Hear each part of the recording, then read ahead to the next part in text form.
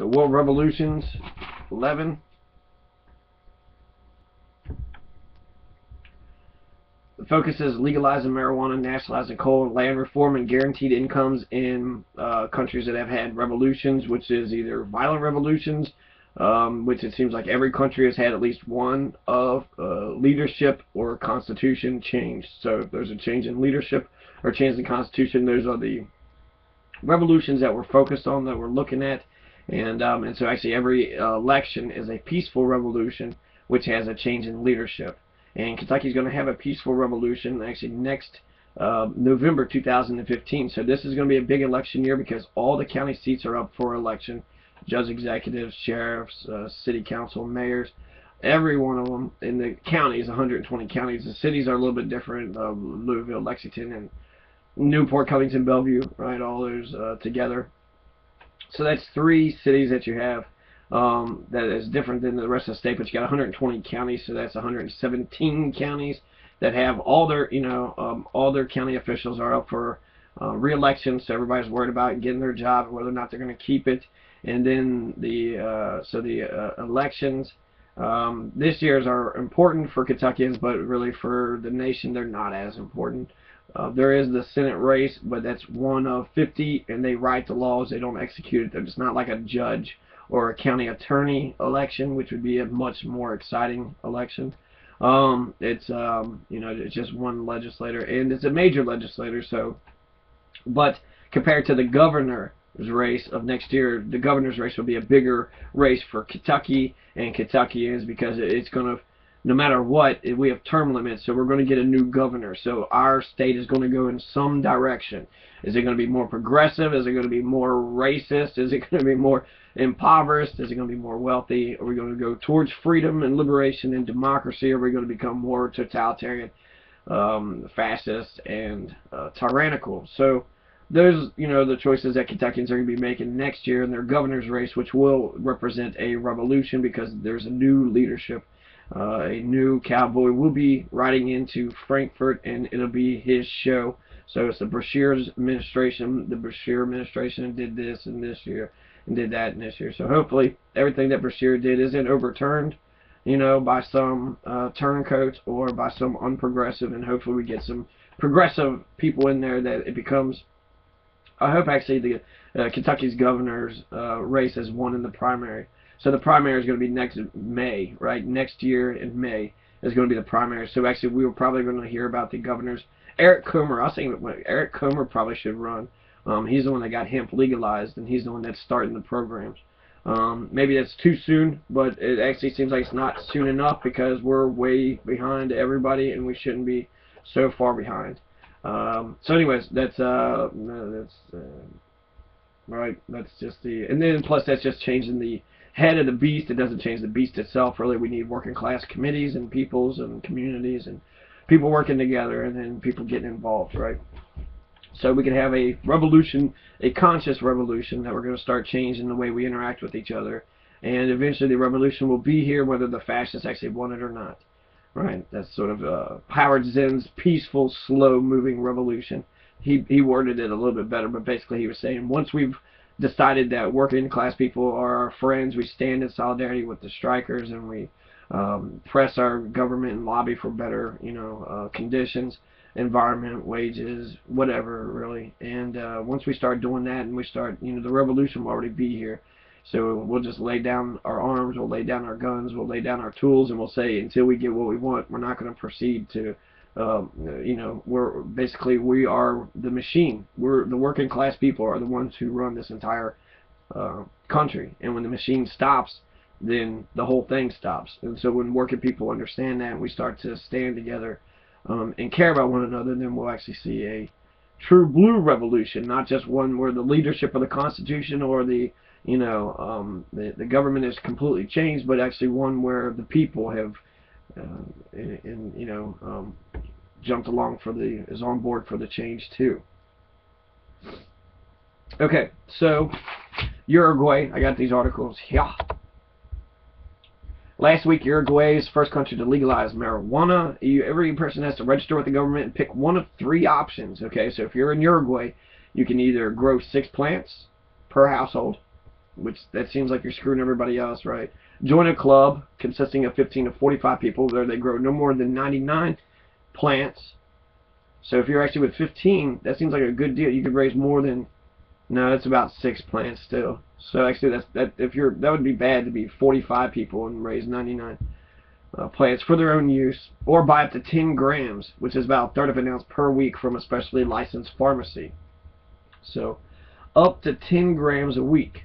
And so 10 grams is a little bit more than a quarter bag. That should be good enough for one person. And so household members should opt out for the third one because they would get more pot that way.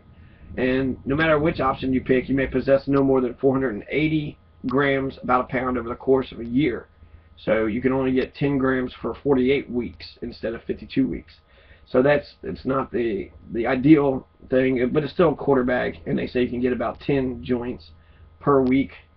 Quarter bag, I don't know, 10 joints or so per week for a quarter bag. So for an individual, that's 1 or 2 joints a day, and that's okay.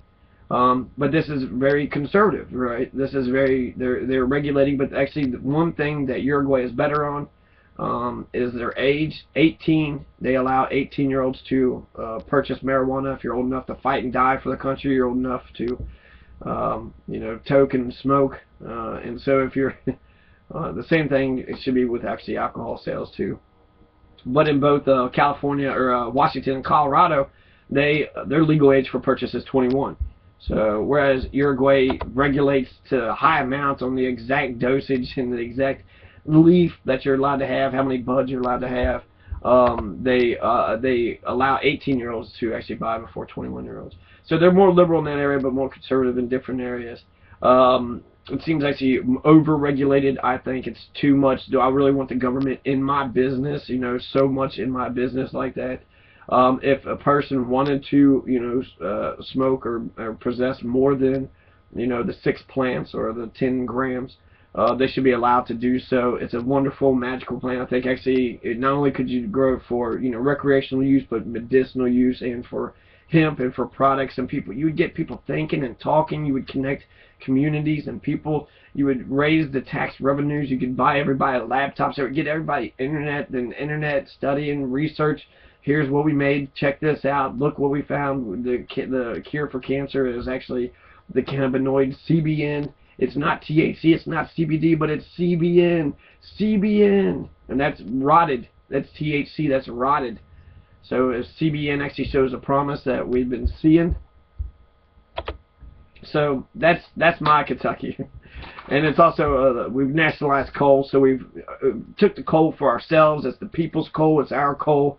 If you need heat, go ahead and cut yourselves a piece off a rock, off the hills, because those coal fields are the Kentucky people's coal. And the government's going to take it for ourselves, and we'll have inexpensive, almost practically free electricity. And with the revenue, with all this, you can also have free internet. So almost we should put that down. Let's write free internet, because that's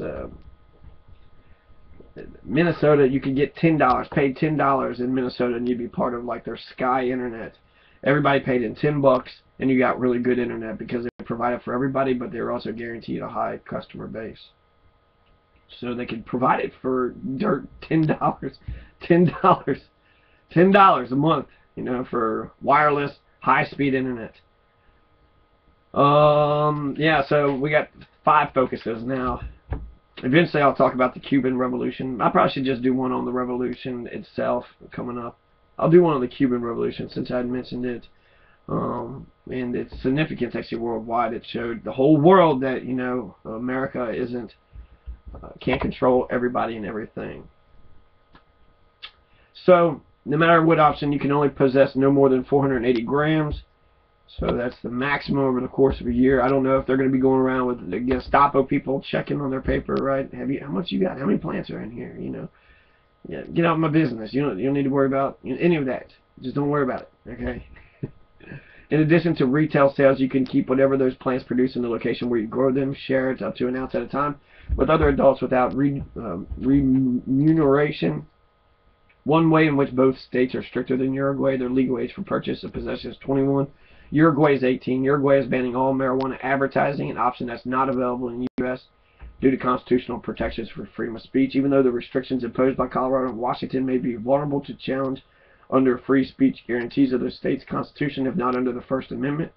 Because if money is illegal, right, isn't that a political decision? Prostitution, marijuana sales, these are political decisions. If money is speech, because that's what the Citizens United is saying, that is, money is speech. Uruguay's constitution does declare that the expression of opinion on any subject by word of mouth, private writing, publication in the press, or by any other method of dissemination is entirely free, without prior censorship. That freedom, I gather, does not include some opinions, does not include opinions like our Kerpel fantasy is the best. Oh, man. The former Marxist revolutionary criticized Colorado's approach as excessively loose. He's like, it's a complete fiction. He also says it's bohemianism. He called Colorado bohemianism. So that's fascinating. He's a very old conservative. So, like, for anybody that's looking at Uruguay and they're like, oh my God, he legalized it and he's selling it to the people. What a dirtbag. He's gonna no. In fact, he's probably going to be the staple for the conservatives, saying yes, this is the only way we can do it. This is we got to do it Uruguay's. We got to do it the Mexican way. We're all Mexicans anyways, right? Last of the Mexican. Jose Pepe Mujica, go Mexico, Mexico. And so I don't like how Uruguay is doing it. I think it's too regulatory, too in your face. You can only do this and do that with it. No, it's there's so much you can do. This is a magical, medical, God's gift to mankind, and there's so many things that you could be doing with it. So I think that you should do that. You should experiment and let people get high all day. Like, who cares? Like, what that can only that would raise Dorito prices and soda pop and stuff. And so that's actually good for the economy. It doesn't hurt anybody. And overdose is absolutely impossible. So nobody's going to die. Nobody's going to get hurt. You just have to learn, moderation. That's the key with anything. That's the key with alcohol. It's the key with anything. So you just got to teach and learn moderation. So massive education. Just here's what you're allowed to do. Here's what the active ingredient is. And you can't tell with edibles how much is actually in it. So you got to trust the cooks and the people that market it and say how much there is. So you got to and then they got to actually market. They should put it down on, and then they should give recommendations. If you're a new user, try this much. If you're experienced, you might have a higher tolerance. So just education, right? DARE programs. They should talk about the wonderful, glorious benefits of marijuana and kill all the other drugs, because all the other drugs are crap. And so that would be more honest, and that would also teach people all about marijuana. And so they teach everything about alcohol. So why not teach everything about marijuana? It's not you're not encouraging it. Your education is a good thing. It's information, right? So and they're not all getting high at the time, so it's not, that would be encouraging it when you start passing it out to everybody, but that's not what they're saying. It's just education, just information. A lot of people in the media and the international community were shocked to see Uruguay make a bold move, but I think it was a shock. It came from the United States cannabis industry when it became known that Uruguay would be selling cannabis at such a low price, less than $1 per gram. That price is considerably lower than prices in stores in Colorado. $1 per gram. That's in ounces for $28. So you can get a $28 ounce if you lived in Uruguay. It appears that Uruguay will be making another bold move with their cannabis policy and selling legal recreational cannabis tax-free.